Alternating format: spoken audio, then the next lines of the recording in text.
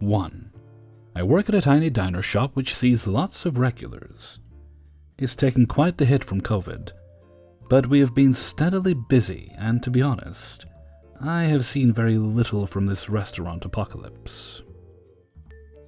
Yesterday I had a table I hadn't seen since well before the lockdown, and he had a big new guy with him, and oh my goodness, this guy was a piece of work.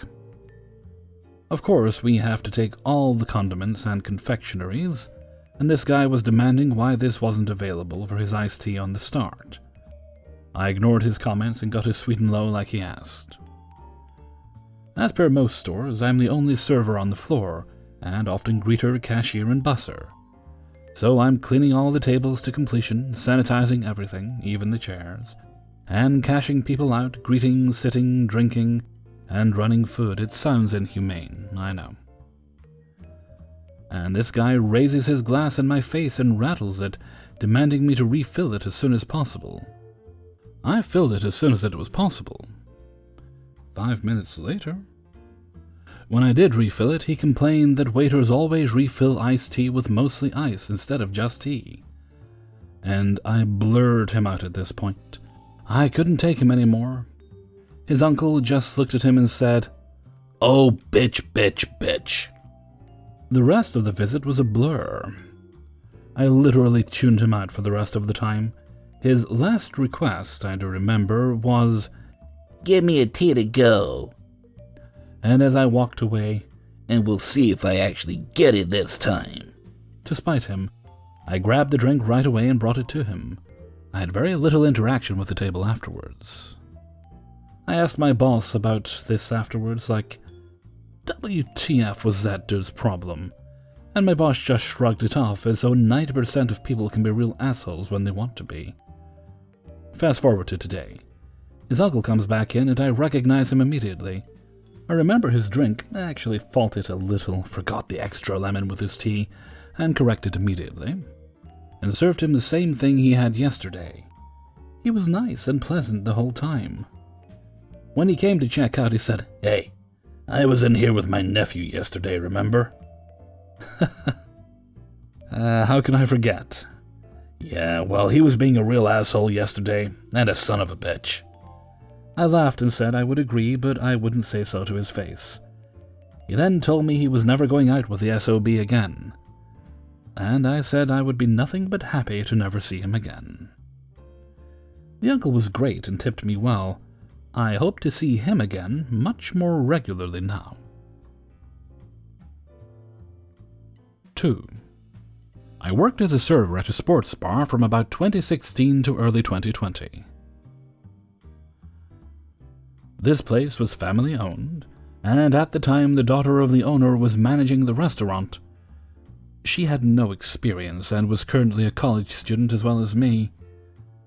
One day I clock into work, and I'm immediately told by my manager that I needed to fill the ketchup, to which I said, "Okay, give me a second." Then immediately afterwards I had a party of 16 come in, 8 adults, 8 kids, and I'm told that I have their party.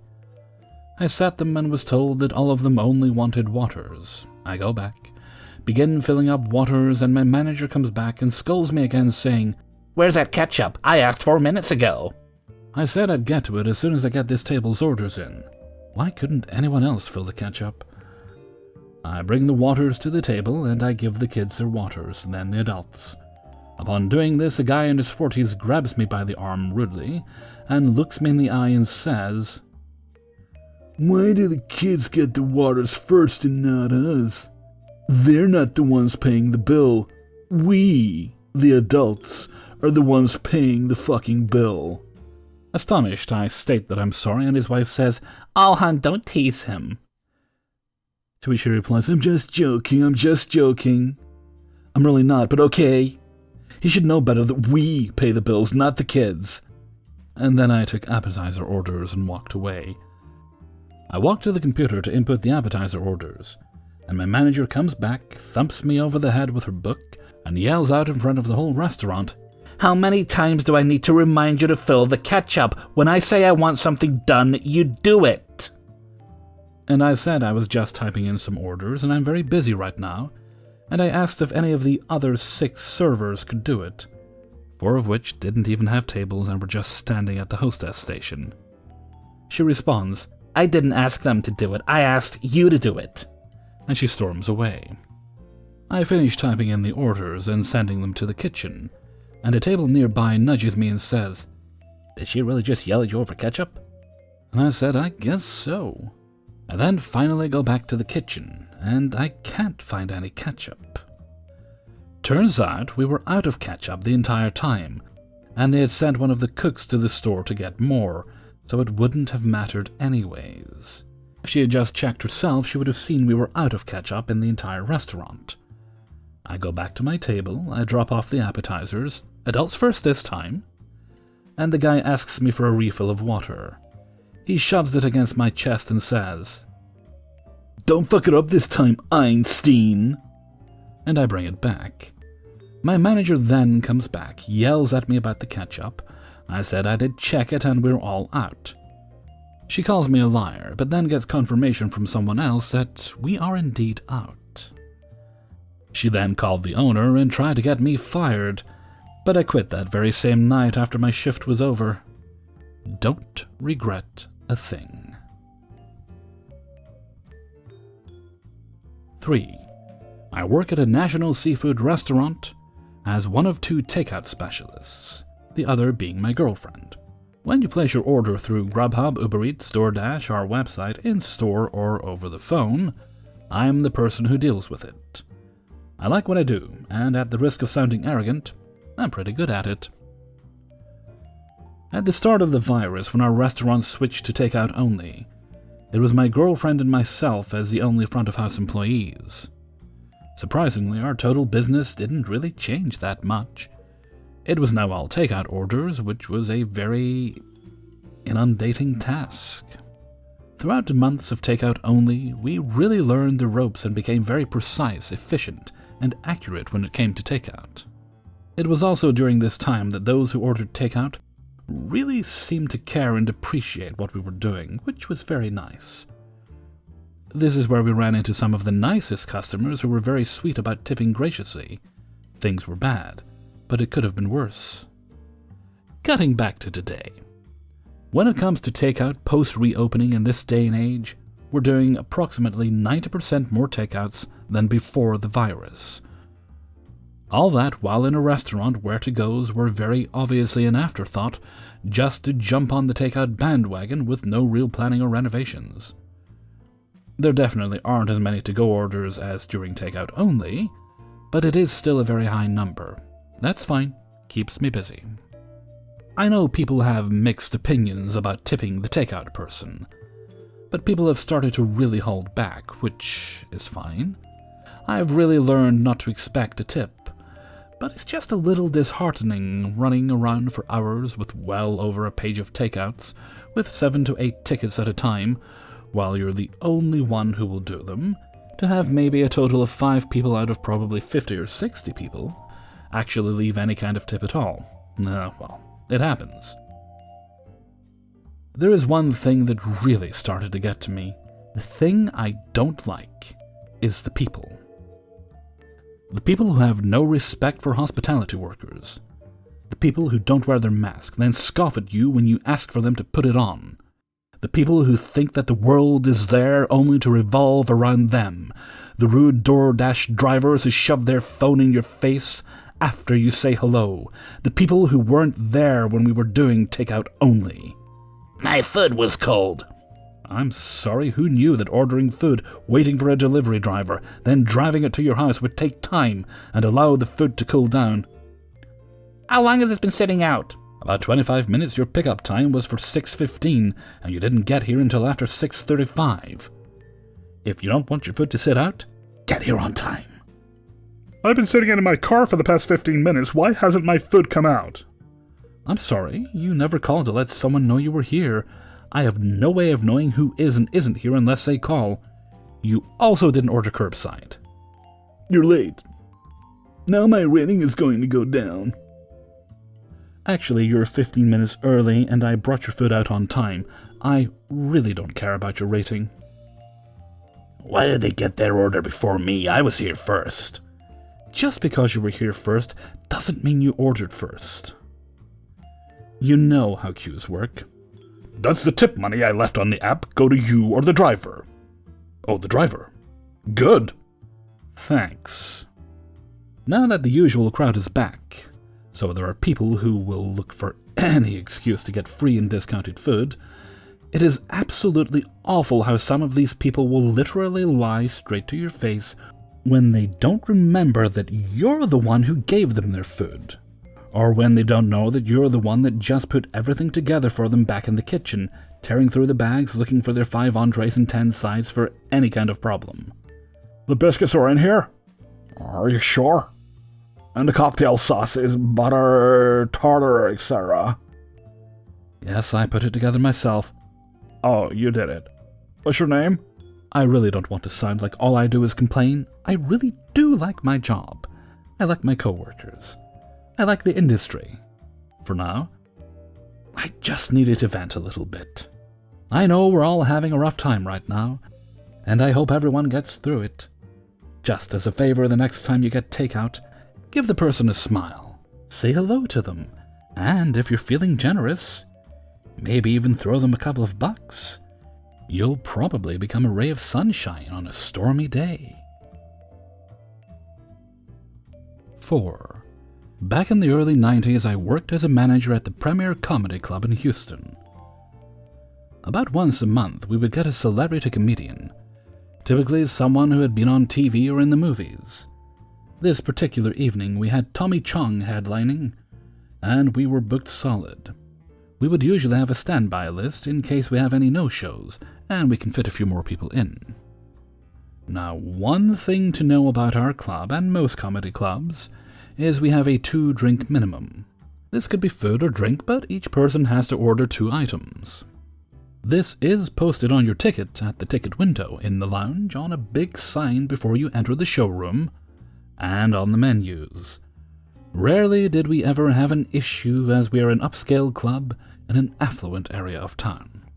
As we are seating the guests before the show, one of the servers comes over to me and says one of her customers told her he wouldn't be buying any food or drinks and to fuck off.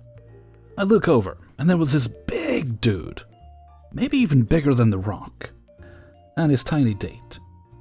He had to have been 6'5", 300 plus pounds. I go over and politely tell him about the 2-drink policy, and he stood up, towered over me, and told me to get the fuck away from him. I told him if he's refusing to order, we would refund his ticket and he would have to leave.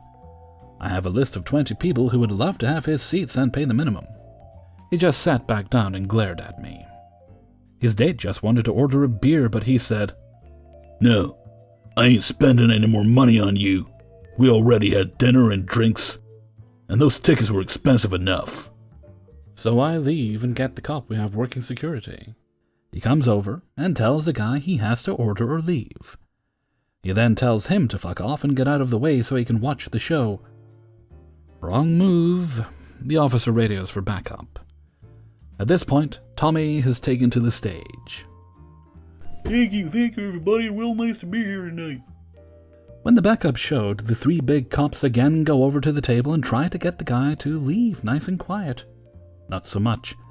He starts yelling, calling the cops pigs. Obviously, Tommy and the crowd know something's up, but try to continue on. The cops grab the guy's arm to try and get him to stand up and leave. The guy pushes his table at him, stands up, takes a swing at one of the officers. They then grab him, throw him on the ground, and are trying to get the cuffs on him. Tommy is on the stage, just slack-jawed. Hey man, take my advice, stop resisting. It's not worth it, man. There are like 350 people here who come and hold you down. Then he starts singing. Bad boys, what you gonna do when they come for you? Bad boys, bad boys. It was hilarious. They get the cuffs on him and are dragging him out, knocking over several other customers' tables in the process. At this point, the crowd starts singing as well. His poor date quietly follows, and the show goes on. They have him outside, hands cuffed behind his back, and standing next to a patrol car, while they're getting ready to transport him. He tells one of the cops he needs to tell them something, and the cop walks closer. The guy then lunges forward and headbutts the cop, breaking his nose. At this point, the other cops come running over, throw him on the ground on his belly, and hog-tie his legs behind with some big zip ties. It takes 4 of them to pick up and throw him in the back of the cop car, and they speed off. Turns out he was in a first date with this girl. Found out later he was in hospital for about a week before they booked him. Besides the multiple injuries he somehow got on the way from club to jail, they did a drug screen and found he was on PCP. Thing is, our cheapest drink was bottled water for $2.50. 2 for him and her would have been $10. Dude went to jail because he was too cheap to pay $10 for drinks. 5. Today I want to tell you about one of my favorite regulars who I haven't seen in a very long time. Rob, the retired mailman. Rob would come in every day without fail and sit in the first seat on the counter. If someone else was sitting there when he arrived, he'd wait at a different seat until they left, then move right over. He insisted that seat was the comfiest. Back when the world was normal, I'd be serving the counter on Sundays. Without fail, the highlight of my day was Rob coming in and saying, "Are you counterintelligence this week?" I'd say yes and give him his coffee, let him read the paper for a bit before he ordered his cheese omelette with a side of home fries and 1 slice of white toast. He talked to me about the news stories he was reading, and he always asked me if I smoked or vaped because there was always some story in the paper about vaping. I'd say no, and he'd say, "Good, never start." Same with coffee. Whenever I'd give him his 5th or 6th refill, I swear he'd drink the equivalent of a whole pot during his stay. He'd ask if I drank coffee, and I'd dutifully say no, because it's far too bitter for me, no matter how much sugar I dump in it. And he'd say I was probably better off anyway. I'm into music that's more on the rock and metal side, and Rob was an avid rock fan in the 70s. So we'd always talk about music together. I'd tell him the kinds of modern bands I listened to, and he'd say he'd have to check them out. And I'd smile and nod, and go, "Oh yeah, I've heard some of their songs before," about the older bands he remembers fondly. He knew I have a friend who moved to New York for school, and he always insisted I should go see Phantom of the Opera on Broadway with her. It's his favorite musical, and he just lights up talking about it. I could tell he loves it so much, and I always told him I'd have to get around to seeing it, but once the world finally opens up again, I'm making it top priority to go out and catch a show. He would always say, "Shell out the money, spring for the good seats by the orchestra. It's worth it." Safe to say I haven't seen my beloved Rob in quite a long time.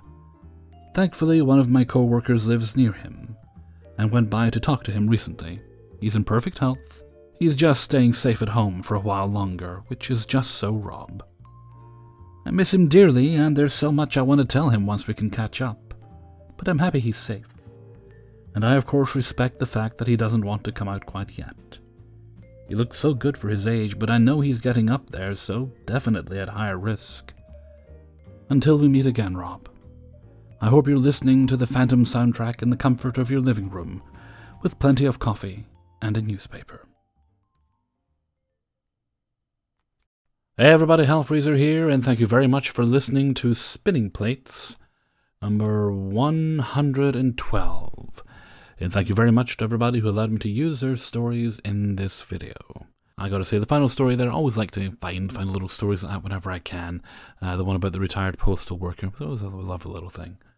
Although I should confess, I've never actually seen Phantom of the Opera myself. I do occasionally sing little bits and pieces from it, but I've never actually seen not even the film. Although I've watched essays and reviews and things on it. I watched Lindsay Ellis's Phantom overview. I think Maven did a thing on the various book editions. That's Maven of the Eventide, not just some random woman named Maven. And I almost feel like I don't have to see it or read it now, if that makes sense, because I know enough about it. I hear the film isn't that great, but maybe I'll watch it one day. I don't know. The clips I've seen didn't really speak to me on any great level. I might check it out one day. Although there's a very long list of films and TV shows, and there's probably a few musicals on there as well I have to get to before that happens. Okay, and with that, I'm going to head off for now. So until next time, thank you very much for listening, and take very good care of yourselves.